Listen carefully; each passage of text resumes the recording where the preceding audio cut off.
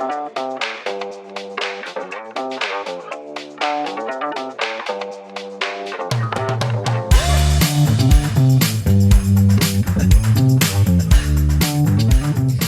and welcome to the No Grow Go podcast. I am Amy Young, the Family Ministries Pastor at First Methodist Church, and today we're going to talk about everything Honduras. We have an upcoming trip in April to go to Honduras and to see the schools that we are partnering with, and we are super excited about that because No Grow Go are the three pillars of our strategy here at First Methodist Church. We seek to create disciples who know God, know Him through His Word, know Him through sharpening one another, to know the Lord. And then second, we seek to make disciples and be disciples who grow in community, grow as disciples of Jesus, grow with one another. And then third, which we're going to focus on today, is to go and live on mission, intentionally making disciples of the people around us, but also intentionally living out Acts 1:8. And what Acts 1:8 is when Jesus tells the disciples, you're going to wait for the Holy Spirit to come, and when the Holy Spirit does come, you are going to be my witnesses.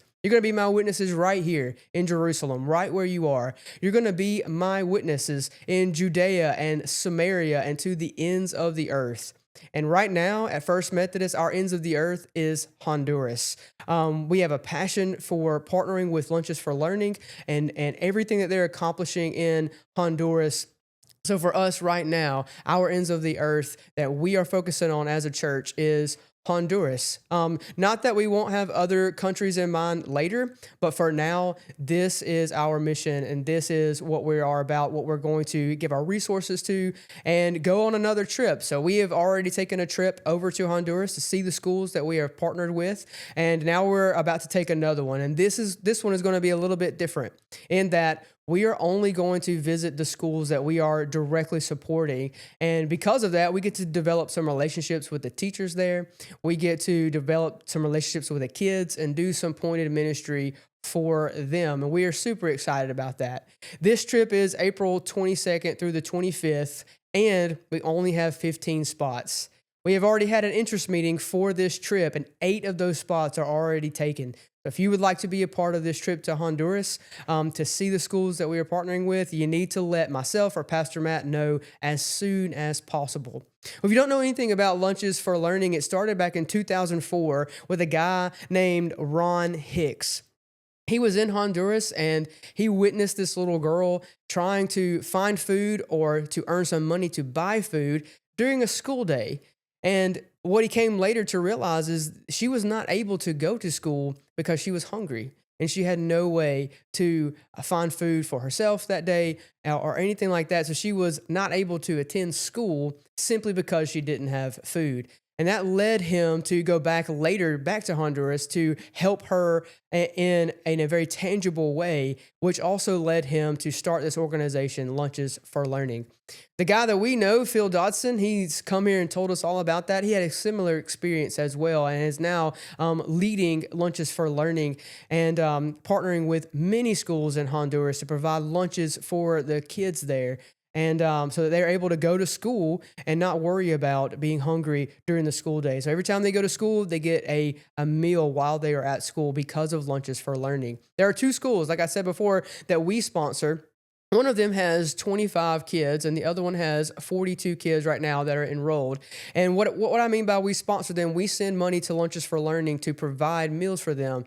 But something cool that we have also done is provided the means for them to build kitchens on site. So now they're able to provide hot meals for kids on site, and the women who provide these meals that we pay for are not having to cook it and bring it to the site. They actually get to prepare them on site with the kitchens that we were able to raise money for and provide for them. So we get to go see that on this trip. So when we go to Honduras in April, we get to see what we are doing, the finances and the funding that we're able to give the schools, the kids that we feed, and the kitchens that we were able to help them build. We get to see all of this.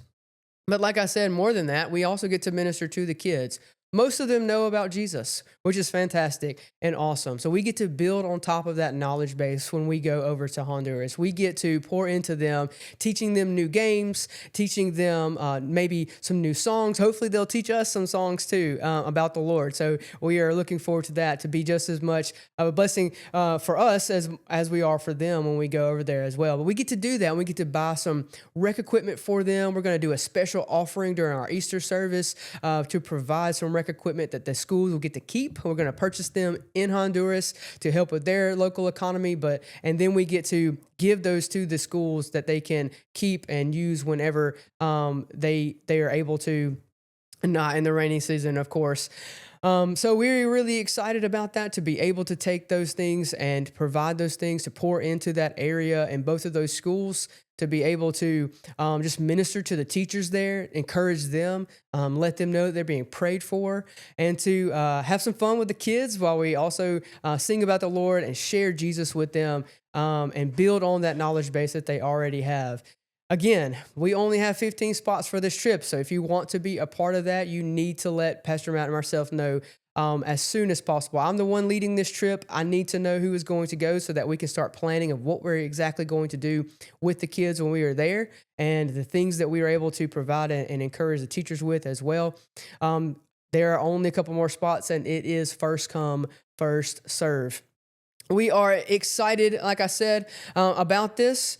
If you want to know more about the Lunches for Learning program, if you would like to know some details about what they do, how many schools they serve, how it was founded, and the history of it, go to lunchesforlearning.org, lunchesforlearning.org, and it will give you a history.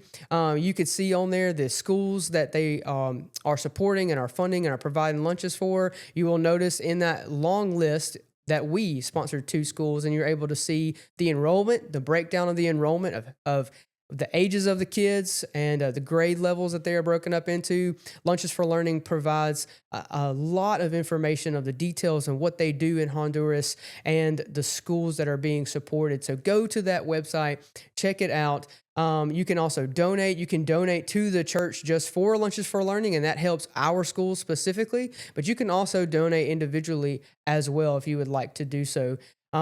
You can donate to support the trips. Maybe you're not able to go, but you want to support those who are able to go. You can do that as well by supporting our mission fund in that way. And also prayer. Pray for those who are going. Pray for the people that we're going to get to minister to while we were there. Pray for Phil Dotson and his team that are stateside. Phil is going to be going with us to show us the ropes and everything. So pray for this new endeavor. Lunches for Learning has never sent a team to directly minister to the kids and to do kind of like a backyard Bible club. And so this is the first time they're doing this. And so pray for wisdom and some decision makings that need to happen. Pray for the team and for Phil as we work together to figure this thing out. And what it means for Lunches for Learning to send a team to do what we're going to do while we're over there. Pray for future trips for our establishment here and for future things. Hopefully we can come in the off season when the kids are out of school. Right now, logistically, that's just not possible because the kids spread out and their parents kind of spread out and seek different jobs when school is not meeting. So there's a possibility, though, to go to Honduras in the future when the kids are out of school to do some type of vacation Bible school. So pray for that. Pray for more ministry opportunities that we're going to have through Lunches for Learning in Honduras. And pray for your involvement in it, whether that be financial giving or going. Pray for that because, again, one of the big 3 pillars of our strategy is to go live on mission, to intentionally make disciples. So pray about what that looks like for you. How am I living out Acts 1:8? How are you being witnesses of the gospel in Jerusalem, where you are, Judea, the surrounding area around you, Samaria, to those you may not usually come in contact with, and to the ends of the earth internationally? Pray about that.